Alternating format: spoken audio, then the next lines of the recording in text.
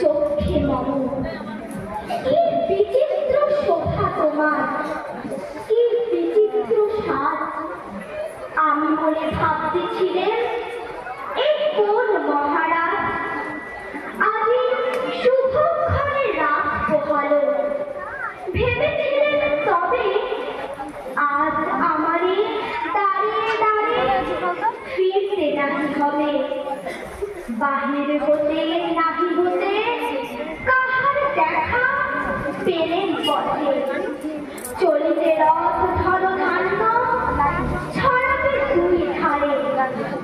মুঠা মুঠা কুড়িয়ে নেব নেব ভারে ভারে। দেখি সহসা রথ থেমে গেল আমার কাছে এসে।